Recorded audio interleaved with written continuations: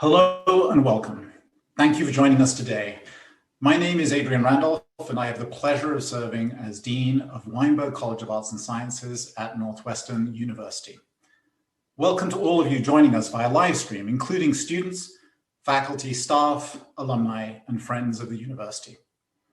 I hope that in these difficult times you are well and safe wherever you're watching from. And while I wish we were gathering in person on our beautiful campus, I'm grateful that today we can come together remotely with our Northwestern community for this event. Today, we gather to engage with a leading historian of politics and a keen observer of contemporary events. This is an apt way also to honor the memory of Professor Richard W. Leopold, after whom this annual lecture is named. Professor Leopold, a renowned scholar of history, politics, and foreign policy, had a remarkable 40-year tenure here at Northwestern. And during that time, he created a lasting legacy on the campus. His high standards, unmatched intellectual drive, and influential mentorship had an extraordinary impact on his students and colleagues. His impact inspired his students to endow this distinguished lectureship, now in its 31st year, to bring a public figure or scholar in public affairs to Northwestern each and every year. And past speakers have included George McGovern, Arthur Schlesinger Jr., Jill Lepore, Vincente Fox, Anne-Marie Slaughter, and last year, Adam Schiff. What's more, his former students endowed the Leopold Professorship in History, which this year was awarded to its second ever recipient, Professor Deborah Cohn, after the retirement of its inaugural holder, Professor Emeritus Michael Sherry. Finally, the generosity of Leopold students endowed the Leopold Fellows Program in History, which supports undergraduate students as research assistants to faculty. It's a tribute to Professor Leopold and to the donors that these programs bear his name. I'd like also to thank Professor Michael Allen of the History Department and the faculty committee he chairs. They, along with the loyal alumni whose lives were touched by Dick Leopold, helped generate ideas about whom to invite. And this year, I'd like to introduce our 31st Leopold lecturer, Anne Applebaum. Applebaum is a Pulitzer Prize winning historian, journalist, and commentator on geopolitics, who examines the challenges and opportunities of global political and economic change through the lenses of world history and the contemporary political landscape. She's also a senior fellow at the Agora Institute and of International Affairs at the Johns Hopkins School of Advanced International Studies. Her prolific writing credentials include her current position as staff writer at The Atlantic, as well as irregular contributions to the New York Review of Books, the New Yorker, the Wall Street Journal, the New York Times, the Financial Times, the International Herald Tribune, Foreign Affairs, the New Criterion, the Weekly Standard, the New Republic. I think you get the idea. But they include the Guardian, Die Welt, Gazeta Wyborcza, excuse me for the pronunciation, and the Times Literary Supplement. She is a global phenomenon. These contributions are complemented by a series of powerful books. A Pulitzer Prize winning Gulag, a history about the infamous Soviet labor camps, her prescient and chilling Red Famine, Stalin's war on Ukraine, winner of the Duff Cooper Prize, and the 28th Lionel Gelber Prize in 2018, the volume Iron Curtain, The Crushing of Eastern Europe, 1944 to 46. These are now joined by her new book, Twilight of Democracy, The Seductive Lure of Authoritarianism, from which she'll be offering us some thoughts today. With unthinkable attacks on what many of us assumed were unassailable tenets of democracy, freedom, and civil society, both at home and abroad, I wonder if at some point Professor Applebaum considered calling her book The Twilight Zone of Democracy, for occasionally we seem to be slipping into the realm of fantasy. But the slippage is unfortunately all too real. Her book, which defies categorization in all of the too easily polarized rubrics of the day that I'm sure Professor Leopold would have disdained, is a warning and a call to action. If you've not read it, I enthusiastically encourage you to do so. Now, following Applebaum's remarks, we aim to have a little time for Q&A, moderated by Northwestern Medill Professor Peter Slevin. Peter is a contributing writer of The New Yorker, who has written recently about the meanings and political uses of socialism, the Trump administration's revival of the federal death penalty, and the Republicans who are defecting from Donald Trump and the GOP. He spent a decade on the Washington Post national staff, as well as 7 years at the Miami Herald's European correspondent, based in London and then Berlin. Peter's definitive biography of Michelle Obama was a finalist for the 2016 Penn Jacqueline Bograd Weld Award for Biography. So now, please help me welcome, virtually and somewhat silently, Anne Applebaum. So thank you so much. I am delighted to be here, virtually and spiritually, if not in person. I really do regret that I'm not there with you at Northwestern on your campus. And I hope someday we'll be able to make up for this loss and I'll be able to come. I'm really looking forward to meeting and speaking to Northwestern alumni and faculty and students over the next 2 or 3 days. And I'm really grateful for the opportunity to do that. So thank you very much indeed. And greetings from my home in Poland to you at Northwestern. The founding fathers of the United States of America always had their doubts about human nature. They didn't think it was perfect. They didn't even think it was perfectible. They knew that men could sometimes succumb to passions, to use their old-fashioned word. And they knew that any political system built on logic and rationality was always at risk from an outburst of the irrational. They did not believe in utopia. Because they were realistic about human nature, they were also realistic about democracy itself. They were especially afraid of what Alexander Hamilton called men with talents for low intrigue and the little arts of popularity. And they feared what would happen if such a person became president of the United States. And because they worried about that, they read a great deal about failed democracies of the past. So not coincidentally, Hamilton was one of many in colonial America who read over and over again the history of Greece and Rome, trying to learn how to prevent a new democracy from becoming a tyranny. In his old age, John Adams was still reading Cicero, the Roman statesman who sought to halt the deterioration of the Roman Republic, even writing about him in letters to Thomas Jefferson. And George Washington was obsessed with Cato, another Roman senator who also sought to stop the decline of the Roman Republic. And in the terrible winter of 1778, Washington had his men perform a popular play about Cato in order to keep their spirits up at Valley Forge. Patrick Henry's famous line, "Give me liberty or give me death," is a quote, or it's a part of a quote from that same play. Their obsession with failed democracies made them cautious. James Madison, who is probably the best read of them of all, Thomas Jefferson had sent him a trunk full of books from Paris about past democracies and federations. Madison was one of those who, at the Constitutional Convention in Philadelphia, insisted on having 2 chambers, a House and a Senate in the new republic, hoping to emulate the Roman system of checks and balances. The Electoral College was another institution created to restrain the executive, although it eventually became more recently a mechanism that gives outsized influence to small groups of voters in a few states. The Electoral College was originally meant to be almost the opposite of that. It was designed as a kind of review board, a group of lawmakers and upright citizens who would select the president and reject the people's choice if necessary in order to avoid the excesses of democracy as they described it. But I repeat, all of these things were necessary precisely because these men of the Enlightenment knew that human nature was imperfect.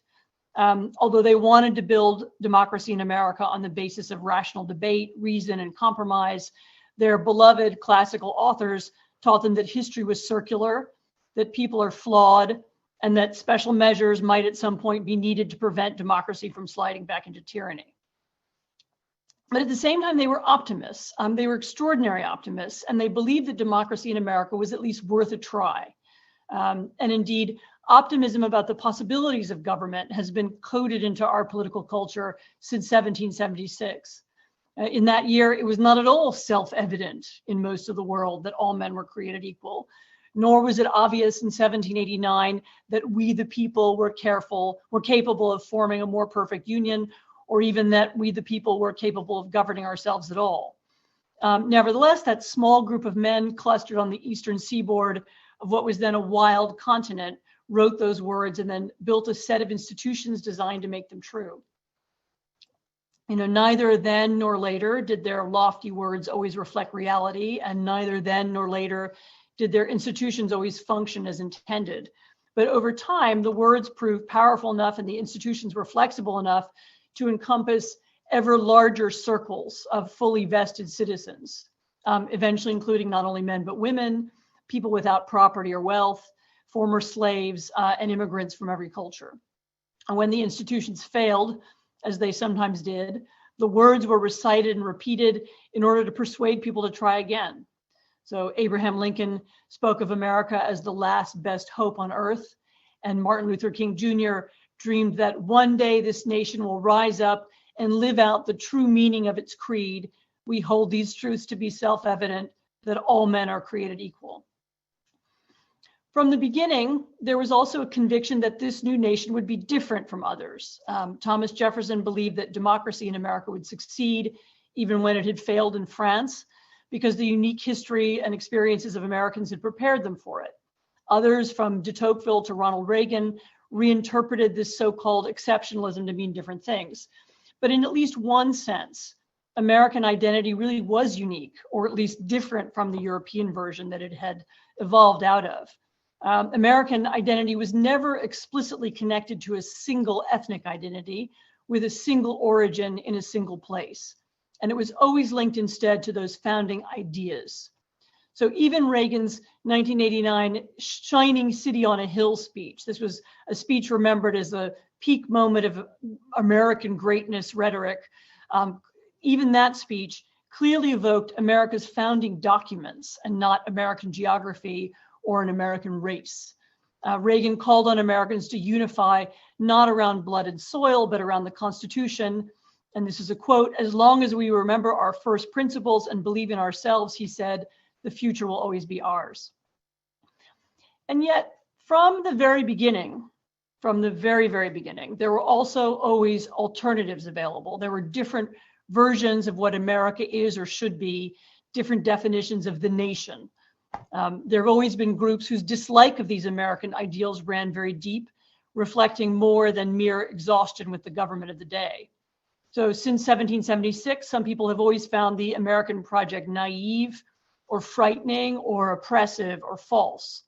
Remember, tens of thousands of loyalists fled to Canada after the Revolution, and the Confederate States seceded. For some, disappointment with America was so profound and pessimism was so intense that it led them to draw drastic conclusions and to take drastic actions later on. In the past century or so, the most despairing and the most apocalyptic visions of American civilization usually came from the left. Inspired by European thinkers and movements like Marxism and anarchism and Bolshevism, the American radicals of the late 19th century and early 20th centuries mourned the arrival of what they saw as a hellish modernity, and they deplored the failure of American capitalism to ameliorate it. So, for example, the anarchist Emma Goldman gave voice to a whole class of intellectuals and activists when she wrote in 1917 of what she saw as America's sham institutions. "A free republic," she wrote, "how a myth will maintain itself, how it will continue to deceive, to dupe, and blind even the comparatively intelligent to its monstrous absurdities." Goldman believed the American dream was a false promise, and America itself was a place of sorrow, tears, and grief, in her words. And these beliefs led her initially to extreme forms of protest. Her comrade and partner, Alexander Berkman, went to prison for a failed attempt to assassinate the industrialist Henry Clay Frick. And though she later repudiated violence, Goldman expressed some understanding in 1917 for, quote, "the modern martyrs who pay for their faith with their blood and who welcome death with a smile." That kind of language also found its way 50 years later into the thinking of the Weather Underground. In 1970, this group of radicals threw Molotov cocktails at the home of a New York Supreme Court justice and accidentally blew up a Greenwich Village townhouse while making bombs. Like the anarchists of an earlier era, these 1960s rebels also had no faith in the American political system or in its ability to deliver meaningful change. In their most famous statement, which was a pamphlet called Prairie Fire, they wrote of the deadening ideology of conformism and gradualism. by which they meant democratic institutions, which pretend to reassure the people by spreading conciliatory centrist ideas. They dismissed the normal activities of democratic politics on the grounds that the system is rotten to the core and must be overthrown. The realism of the founding fathers annoyed them. So sharing Lenin's contempt for elected politicians and legislatures, they were frustrated and bored by checks and balances, by the idea of building constituencies or seeking votes. They wanted revolution instead. They wanted to burn everything down and build a utopia. But in the history of the United States, there have also been others who shared that scorn for American democracy, albeit from a completely different point of view.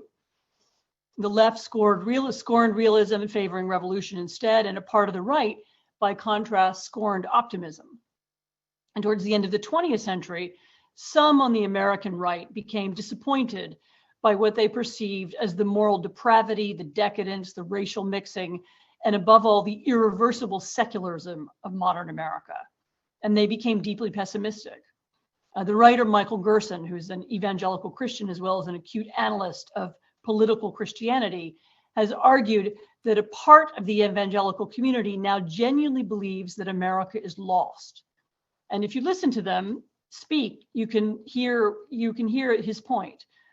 Here, for example, is a quote from Franklin Graham, the son of the evangelist Billy Graham, who said about the Obama presidency, "I believe we are in the midnight hour as far as God's clock is concerned, or we may be in the last minutes.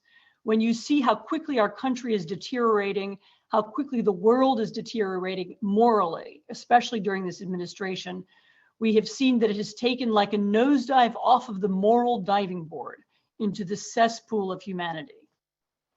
So this strand of deep right-wing pessimism is also represented by the influential writer Patrick Buchanan, who's kind of godfather and mentor to many right-wing writers and broadcasters today.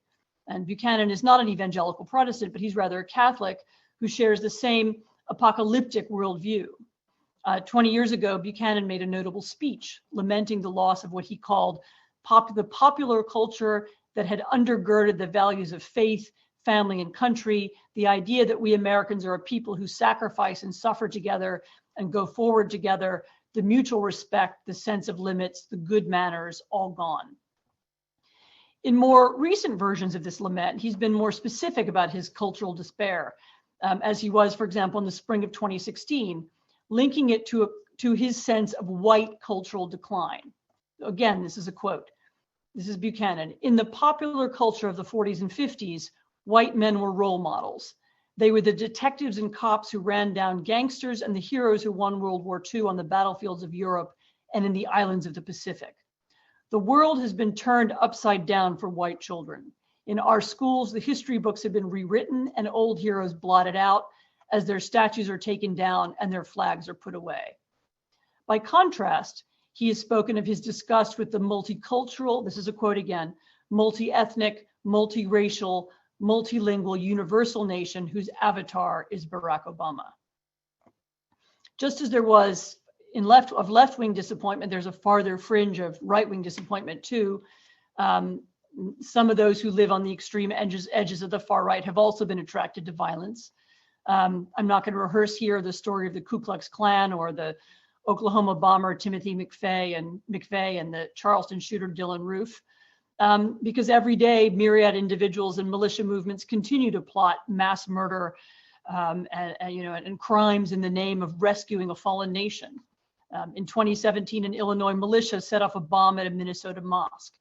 In 2018, a man who believed Jews were plotting to destroy white America murdered 11 people at a Pittsburgh synagogue.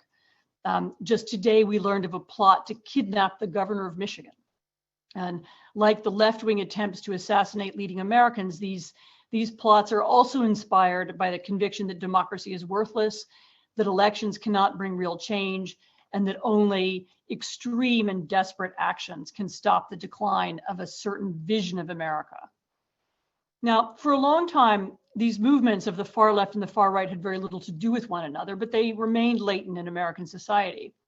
But in 2016, some of the arguments of the old Marxist left and their hatred of ordinary bourgeois politics and their longing for revolutionary change met and mingled with the Christian right's despair about the future of America. And together they produced the campaign rhetoric of Donald Trump. So long before he became president, Trump had railed against what he perceived as American failure, and he called for a solution that Trotsky would have appreciated. You know it solves this, he said, when the economy crashes, when the country goes to total hell and everything is a disaster. Then you'll have riots to go back to where we used to be when we were great. 4 years before that, his advisor, Steve Bannon, spoke menacingly of the need for war. We're going to have some dark days, he said, before we get to the blue sky of morning again in America. We're going to have to take some massive pain. Anybody who thinks we don't have to take pain is, I believe, fooling you. And in a 2010 speech, Bannon even made a direct reference to the Weathermen, referencing Prairie Fire, their pamphlet, and quoting from the Bob Dylan song that gave them their name. And the quote goes, "It doesn't take a weatherman to see which way the wind blows, and the winds blow off the high plains of this country through the prairie and lights a fire that will burn all the way to Washington in November." One of the reasons that Trump's inaugural address in January 2016 sounded so strange was that it contained both left and right-wing strands of anti-Americanism. So written by a team of his advisors, Bannon among them, it included this left-wing disgust for the Democratic establishment, which he said had protected itself but not the citizens of our country. It also reflected the evangelical despair about the dire moral state of the nation, the crime and the gangs and drugs, he said, that have stolen too many lives and robbed our country of so much unrealized potential. Those are quotes again from the speech. The inaugural speech didn't directly express a longing for a cleansing episode of violence, but a speech on Western civilization that Trump delivered in Warsaw a year later in July 2017 definitely did. It's true that Trump, who seemed surprised by some of what he was reading from the teleprompter, a lot of people in Poland noticed that he said, "Think of that," when there was a mention of the Polish origins of Copernicus, and he clearly was not the author of the speech. But the real authors, including Bannon and Miller, used some of the same language that they had used in the inaugural. They talked about the people, not the powerful, who have always formed the foundation of freedom. They wrote, as if Trump himself were not a wealthy, powerful, elite businessman, who had dodged the draft and let others fight in his place. They also had Trump declare that Poles who fought to save their city in World War II were heroes who, quote, remind us that the West was saved with the blood of patriots, that each generation must rise up and play their part in its defense. And this ominous tone was hard to miss, because each generation means that patriots in our generation will have to spill their blood in the coming battle to rescue America from its own decadence and corruption too. To the millenarianism of the far right and the revolutionary nihilism of the far left, Trump has, of course, added the deep cynicism of someone who has spent years running fraudulent business schemes around the world. He has no knowledge of the American story, and so, of course, he has no faith in it. He has no understanding of or sympathy for the optimistic language of the founders, so he can't be inspired by it. On the contrary, in a 2017 interview with Fox News, he expressed his admiration for Vladimir Putin, the Russian dictator, using a classic form of whataboutism. But he's a killer, said O'Reilly. And Trump replied, there are a lot of killers. You think our country is so innocent? 2 years earlier, he expressed a similar thought in another television interview, this time with Joe Scarborough. Again, he praised Putin. He's running his country, and at least he's a leader, unlike what we have in this country, he said. And then he said, I think our country does plenty of killing also, Joe, so you know. This way of speaking, okay, Putin is a killer, but so are we all, mirrors Putin's own propaganda, which often states in so many words, okay, Russia is corrupt, but so is everyone else. It's an argument that undermines faith, hope, and the belief that we can live up to the language of our Constitution and of our founding fathers. And of course, it's also an argument that's useful to the president because it gives him the license to be a killer or to be corrupt or to break the rules just like everyone else. On a trip to Dallas a few months ago, I heard a version of this from one of the president's wealthy supporters. Yes, she told me, Trump might be corrupt, but so she believed were all of the presidents who went before him. We just didn't know about it before, she told me. And that idea gave her, an upstanding citizen, a law-abiding patriot, the license to support a corrupt president. Because if everyone is corrupt and always has been, then whatever it takes to win is okay. But this, of course, is the argument that anti-American extremists, the groups on the far right and the far left fringes of society, have always made. American ideas are false. American institutions are fraudulent. American behavior abroad is evil. The language of the American project, equality, opportunity, justice, is nothing but empty slogans. The real reality in this conspiratorial view is that of secret businessmen or perhaps deep state bureaucrats who manipulate the voters into going along with their plans using the cheesy language of Thomas Jefferson and James Madison as a cover story. And this form of moral equivalence, the belief that democracy is no different at base from autocracy, is of course one that's been used by authoritarian leaders for a long time. Back in 1985, Jeane Kirkpatrick, who was a scholar and an intellectual and Reagan's UN ambassador, wrote famously of the danger both to the US and to its allies that comes from the rhetoric of moral equivalence. And at that time, it was coming from the Soviet Union. And what she wrote was that guns, weapons, even nuclear warheads are dangerous to democracies, but not nearly as dangerous as this particular form of cynicism. To destroy a society, she wrote, it is first necessary to delegitimize its basic institutions. And of course, one way of delegitimizing them is to say that American institutions are no different from their opposite. And of course, if they are no different from their opposite, then there's no reason to defend them or pay them any honor. Trump's victory in 2016 was the victory of exactly this form of moral equivalence. So instead of representing the shining city on the hill, we are no different from the killers of Putin's Russia. Instead of a nation that seeks to lead the citizens of democratic societies, we are America first. Instead of seeing ourselves at the heart of a great international alliance for freedom, we are indifferent to the fate of other nations, including other nations who share our values. America has no vital interest in choosing between warring factions whose animosities go back centuries in Europe, wrote Trump or his ghostwriter back in 2000, so 20 years ago. These European conflicts are, again, quote, not worth American lives. That's not an indictment of the Iraq War.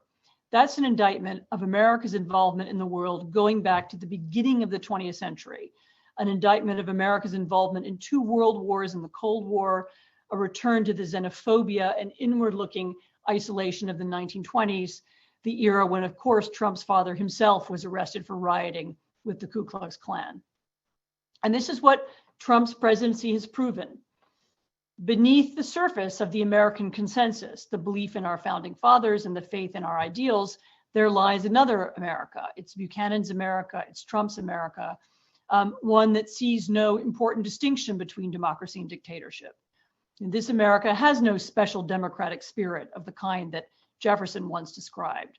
The unity of this America is created by white skin, by a certain idea of Christianity, and by an attachment to land that will be surrounded and defended by a wall.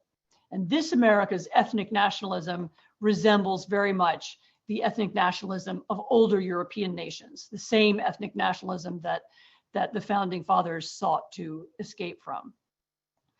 But those same founding fathers, I repeat, they always knew that history is circular. And here we have the proof. In modern times, we have a president and a part of his party, not all of it, who are now, as I speak to you, challenging some of the deepest tenets of American democracy. The coronavirus pandemic, which has killed more than 200,000 Americans and sickened millions, now including President Trump, his wife, and many of his close colleagues. The virus has made many voters anxious about going to the polls on November the 3rd. The pandemic has also created new opportunities for Trump and his allies to go beyond rhetoric, beyond expressing contempt for democracy, and to actually subvert the election. And the warning signs are multiplying. My colleague at the Atlantic magazine, Bart Gellman, has just laid out an entirely plausible scenario, one in which Trump challenges the validity of mail-in ballots, which are more numerous this year, and persuades state legislatures to overrule them, imposing an undemocratic result. And he reported that some Republican Party officials are preparing for precisely this outcome. Trump himself is preparing for this outcome. We're going to have to see what happens, he replied when he was asked whether he would accept the result if he loses. Unembarrassed, he's also told us what he intends to do. Get rid of the ballots, he said, the mail-in ballots, that is. And there won't be a transfer of power, frankly. There will be a continuation, he said. During his debate with Joe Biden last week, he did it again. This is going to be a fraud like you've never seen, he said, casting doubt on the whole process. He's preparing Americans to accept the idea that millions of ballots have been cast illegally. A circumstance that we know from past experience simply will not be true. There's no proof that millions of American ballots have ever been cast illegally. But all of this is because he cannot afford psychologically or financially to lose. So I am speaking to you tonight while we are on the cusp of what I genuinely reckon to be the worst crisis of American democracy since the Civil War. This is the moment when the pessimists and the cynics and the nihilists who have always doubted the nature of the American project seem on the cusp of winning. But I started out the lecture speaking about the founding fathers for a reason, because, I repeat, Alexander Hamilton knew this could happen. James Madison knew this could happen. The democracies that they admired in ancient times failed. They knew American democracy could fail too. They were realists and yet they were optimists. And so let's look to the spirit of their times for new inspiration in ours. What does that mean? It means that at this moment, when everything feels so cataclysmic and even apocalyptic, at this moment when America is struggling with a public health crisis, an economic crisis, a political crisis, at a moment when we can't even meet together to have this lecture and to share this evening together, even now we don't give up. It means that instead of falling into nihilism and apathy or despair, this is a time for all of us to think about what each one of us can do to restore that older vision. We aren't going to change the nature of our country or wish away its problems or suddenly alter the character of every American. We aren't going to be able to silence people who we disagree with. We aren't going to be able to silence people like Senator Mike Lee of Utah, who just today tweeted that for him, democracy isn't the objective. Liberty, peace, and prosperity are, he said, as if democracy hasn't been the most important source of liberty, peace, and prosperity in our country for 250 years. Still, we aren't going to win any arguments by flooding social media or by using the mute button or by trying to deplatform people who we disagree with. But we can contest views that we dislike openly and at the ballot box, and we can engage in debate. And we can all involve ourselves just a little bit more in the functioning of our political systems. We can stop treating formal politics like a separate world, like a thing for professionals. So let me conclude tonight with this thought. For really too long, our generation has taken American democracy for granted. For too long, we forgot the radicalism of American democracy.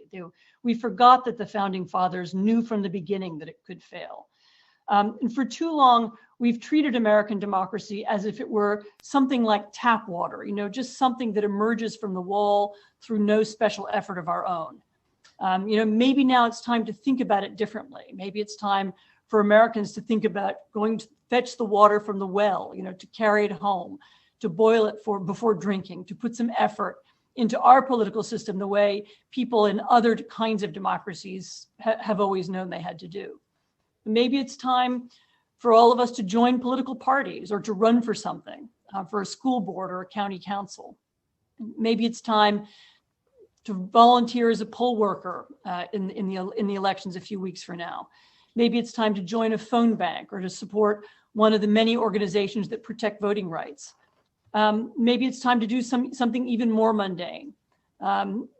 If you know someone in your family or your social circle who isn't voting on November the 3rd, try to persuade them otherwise. If you know someone who disagrees with you, try to talk to them and bring them around to your side. These seem like ordinary actions inadequate to this difficult moment. But it is the ordinary actions of all of us that our founding fathers had in mind when they talked about the spirit of democracy.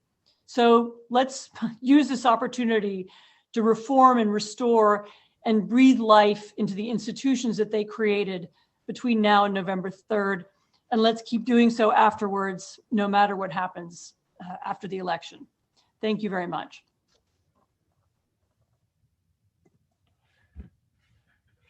Thank you, Anne, for that. American carnage indeed. Thinking back to that inaugural address by Donald Trump that you mentioned, and I'm glad you ended on hope. I wasn't sure where we were going to have to end up before you got to that part.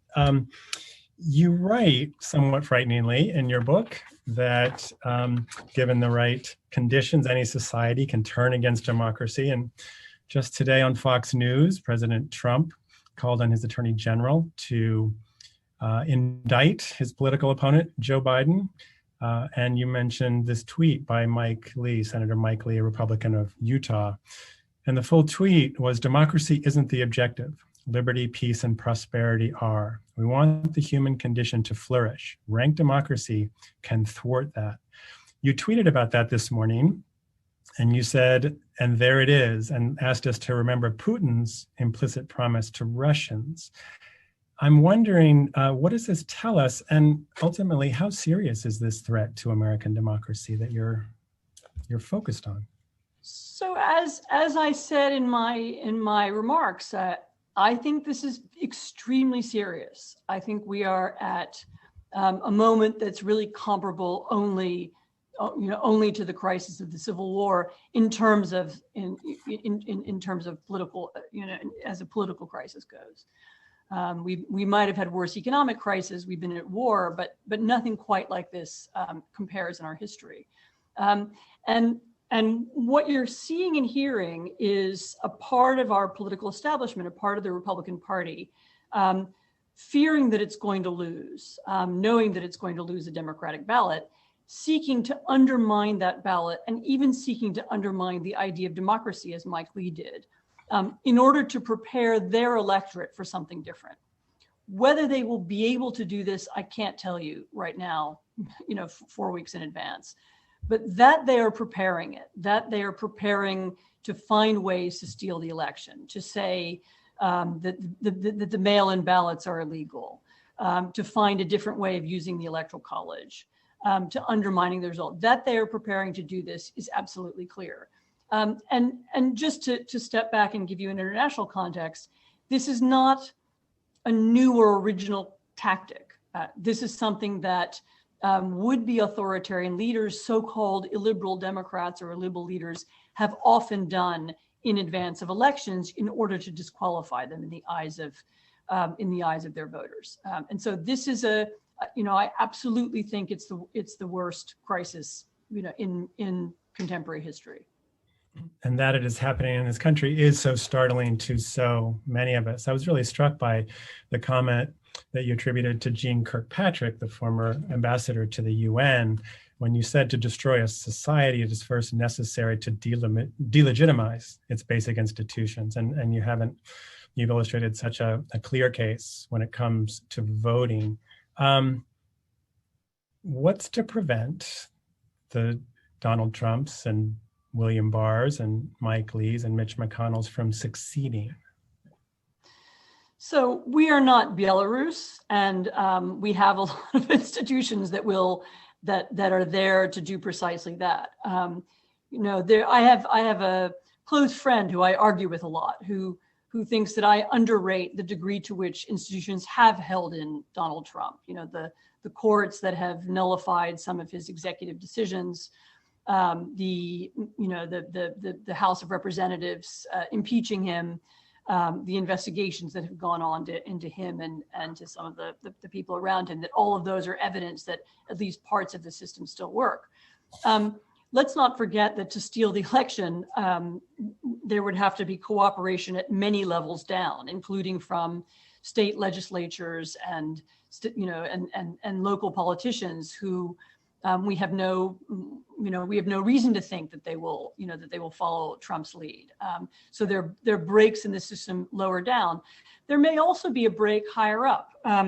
You didn't mention it, but another very strange line that we've heard over the last few weeks from the president and from some Republican senators is that the reason why they need a new Supreme Court justice so quickly is because just in case there's some problem with the election, the court may have to make some kind of decision. Of course, the implication of that is that all the Supreme Court justices appointed by Republicans will somehow vote for Donald Trump. I can't see into the hearts of, Samuel Alito or any of the other, Clarence Thomas, but that's not how the Supreme Court has traditionally worked. Once justices are appointed, many of them have had some kind of independence, and maybe that would still be true. We also have lawyers, we have people writing lawsuits, we have people. Many people are preparing for all of the events and gaming them out and thinking them in advance. And there are multiple institutions that will stand in the way of the president if he seeks to steal the election. We also have, remember, a free media. So this is not Belarus. This is not Russia. We will all be talking about it on the evening of November 3rd, and if the election goes into the days that follow.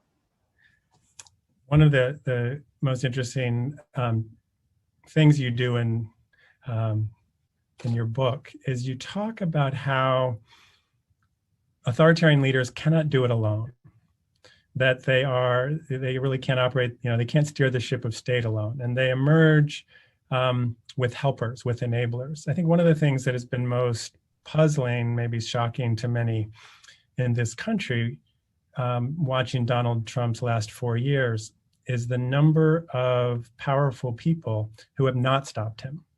When you think about Republicans in the Senate, most notably, and you write in the book about, in the United States, as well as in other countries, of the people you call the clerics, the intellectuals and others, including journalists, who go along and help make it all possible. So in this country, thinking of Mitch McConnell and Kevin McCarthy and Laura Ingraham, whom you write about in Twilight of Democracy, Rush Limbaugh, where do they fit in, and how do you explain them?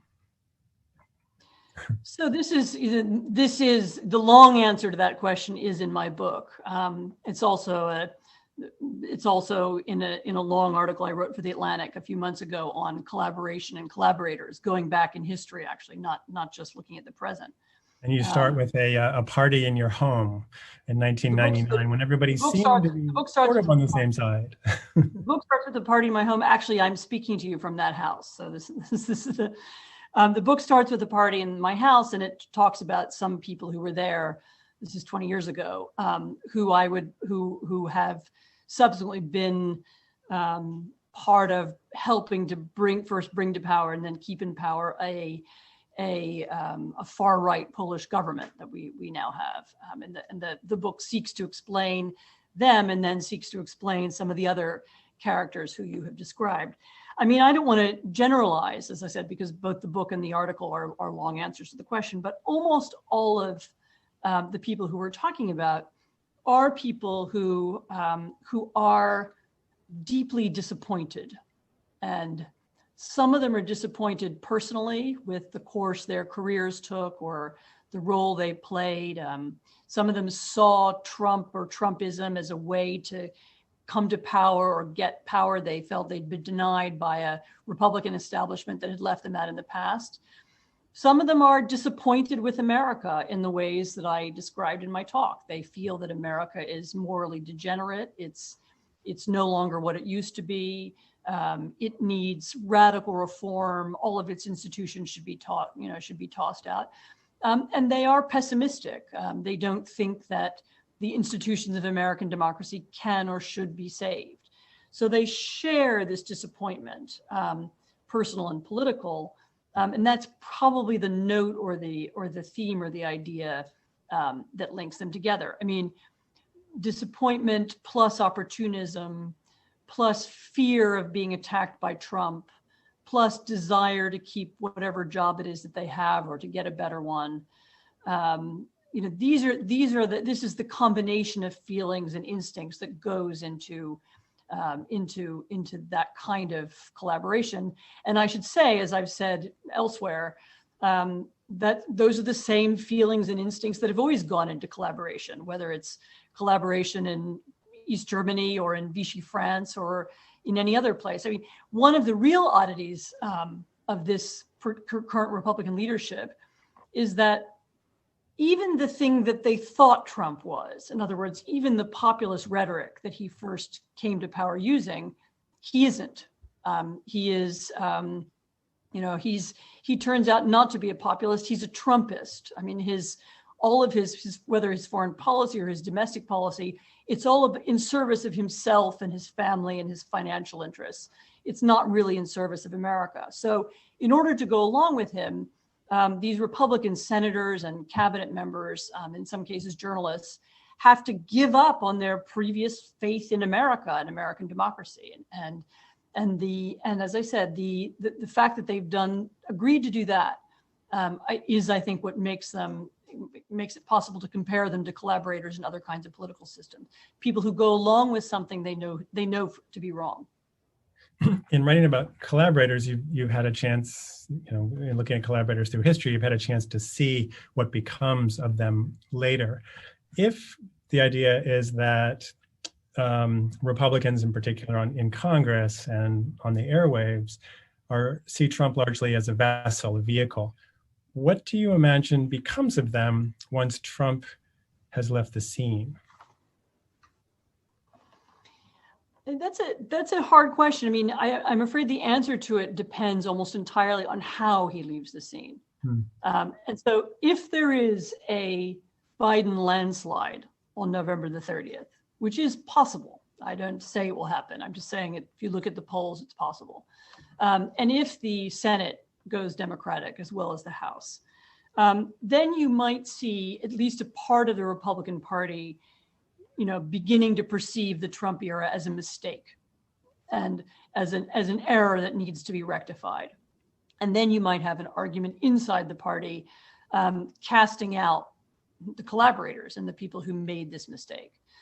So if there can be seen to have been if he fails particularly if he fails in a spectacular way, alternatively, if he tries to cheat and steal the election and fails in that as well. In other words, if he doesn't succeed, then I think there may be a reckoning and the party has a chance of renewing itself. And I do believe, by the way, that America needs a conservative party. It needs a center-right party that speaks for people who find that language appealing. But it needs a center-right party that's committed to democracy and not the current Trumpist party.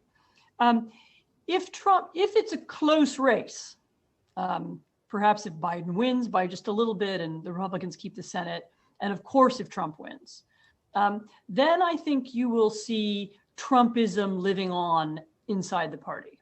And then you will see it becoming a permanent part of the American landscape, playing in some form or another, whether with Trump or some successor, whether it's Mike Pompeo or John Jr. or Tucker Carlson, then I can see it continuing to galvanize people and to live on. And in that case, there won't be a reckoning. There will be an attempt to do it better next time. And that's another possible fate that we have to accept. We have to be prepared for as well. Right. One of the things that has marked Trump's tenure and helped bring him to power has been what Kellyanne Conway calls a devotion to, she refers to the other side as having alternative facts, but it's a control of information, something that you've, of course, written about in your previous books. And you write not just about the importance of kind of, reality-defying lies, as in the Soviet Union with the glorious harvest, but the medium-sized ones like birtherism, Donald Trump leading suggestions, allegations that were ridiculous, of course, and easily refuted that Barack Obama was not a citizen and really not American. It drives folks batty, of course, who believe in things like evidence and science. Why do the authoritarian or populist leaders you write about, why do they make them up? Why does it work? Make things up. Why does it work? So here's how birtherism worked, if you think about it. And birtherism, by the way, I think of as a hugely important political event in America, much more significant, I think, than we understood at the time. And remember that Donald Trump was the most prominent, public, loud leader of birtherism. So it is not an accident that he became popular, because he was the spokesman for exactly this movement and this idea. Think about what it was. So birtherism said that the president of the United States is illegitimate, that he doesn't deserve to be president, that he can't be president, he's illegally president. But if that's true, then everyone is covering this up. The media, the Congress, the FBI, the CIA, all the forces of law and order have allowed this illegitimate president to rule. And if you believe that that is true, then all of those institutions are deeply flawed. And you must concede that they are, they have failed in some really profound way. They've allowed an illegitimate leader into power, into the White House. Something like 25 to 30% of Americans became convinced that this was true. And it was really this conviction that all of these institutions have failed, they're illegitimate, they're illegal. It was this conviction that allowed someone like Donald Trump to become president, because if it's all a failure, then yeah, we do need some radical change. We do need someone to throw everything up in the air in Washington. Maybe we do need a little civil war. We need a little bit of violence to clear up this mess. So what these kind of medium-sized lies do is they delegitimize to use that same word that you used at the beginning, they delegitimize the system. They make people have doubt have doubt in their own institutions. And this again is this propagation of conspiracy theory, which has worked equally beautifully in some other countries, including Poland, where I am right now, has a lot of advantages over more traditional kind of totalitarian ideologies. I mean, it doesn't actually require you to believe that much. It's not like Marxism, which you have to believe in a whole teleology and a whole theory of history and a whole, theory of economics. No, this doesn't, you don't have to believe that much. All you do is you have doubt in the political institutions. And that's why that's why people tell these kinds of conspiracy theories, these kinds of lies, and that's why they're so useful politically, because they motivate a part of the population. They persuade them to lose faith. I remember an NBC poll from 2016, which found that 41% of Republicans believed that Barack Obama, in fact, was born in another country. 31% weren't sure. You had 72% of Republicans. And I think, again, to our surprise, to put it politely, the propagation of conspiracy theories this time around seems especially dramatic. So how, and when I go out and do my reporting, I'm constantly talking with Republicans or people in the middle, independents, who say, well, gee, I don't know what to believe anymore. So how does one re-legitimize institutions? And why don't we just talk about the media, since you're doing, that's so much a part of your world. How do we hope to get people to believe again in evidence, facts? So part of the answer, so that's a question with a long answer. A part of the answer has to do with, might have to do with regulating social media and making it work for democracy rather than against it, making sure that it doesn't divide people into unbridgeable silos where each one hears a different set of facts and lives in a different reality. Part of the answer is also finding better ways to reach people, better did different kinds of media that pulls people in rather than polarizing them, telling, finding different ways to campaign, finding different ways to talk to people. If you want to reach people in that bubble, so if you want to reach people who think that Barack Obama was born in Kenya, maybe you need spokesmen who people inside that bubble trust. So thinking about using different kinds of spokesmen, different ways of talking to people. I mean, essentially there's the center in this country, whether you call it the liberal center or just the mainstream center or the center right and center left center, has fallen behind in its ability to be creative and innovative in using media and using technology to reach a wider range of people. I see some evidence in this election that the Biden campaign has learned some of that and is trying to do that. But part of reaching people is that I'm involved in a big project, which is actually to do with Ukraine, not the United States, which looks at how to get Ukrainians to talk about history. And this is a country that's also very polarized, very different views of history in different parts of the country. And one of the conclusions that we came to was, if you can get people to change the subject, so they're not talking about the things they most badly disagree about, but instead are talking about problems they can commonly solve, then you can get them to use facts and evidence and do whatever it takes. I don't know, fix the roads or talk about some piece of recent history that nobody disagrees that badly about, but everyone feels strongly about. That may be part of the answer. And so part of the answer really for the center right, the center left, that part of the Republican Party that wants to maintain the institutions, and the Democratic Party as well, may be get Americans to talk about different things. Don't talk about the culture war. Don't talk about the things we find most divisive. Find those other subjects that we can find answers to. Well, it's appropriate for the Leopold lecture that you're talking about history. I don't think you'll find very many dissenters in this crowd for the idea of going back to history. To finish up, I'd love to circle back to that moment of hope you offered us there at the end, to move away from nihilism and away from cynicism. And it sounded as though you were talking about a kind of grassroots effort that all of us can take part in to try to sort of rebuild connections and push back against this authoritarian tendency. Tell us a little bit more about what you think we can and should do in this moment. So one of the reasons I said that was because I am actually naturally a pessimist. I have to try very hard to be optimistic. And I've come to think that pessimism is very irresponsible. And so I try hard. But some of my writing is negative, and people find it depressing. And so recently, a lot of people, in response to things I'd written, said, "But how can we fix this? What can we do? Don't just give us this." And I began to do research, and I talked to people I know, and I talked to colleagues who work for a whole range of institutions. And I actually just published an article a few days ago, which is a list of things you can do.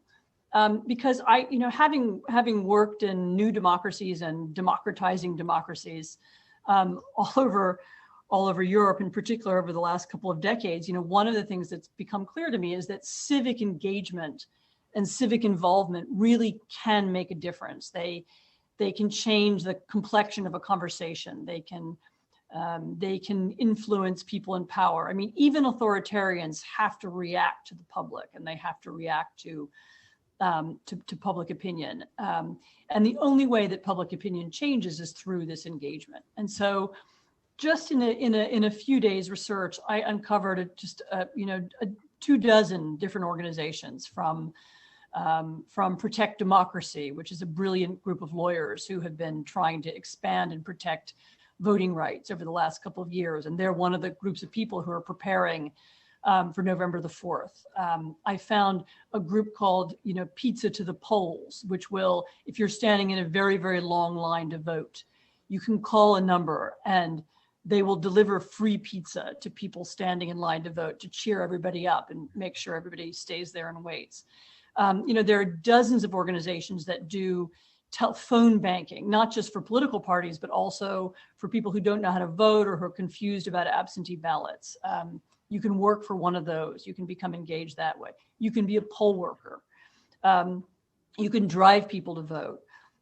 There's also a great organization called More in Common, which has done a lot of research into what are the best ways to talk to people you disagree with. And they've put up a whole report that you can access today that describes, if you're speaking to someone who disagrees with you, about the election, what do you say to them?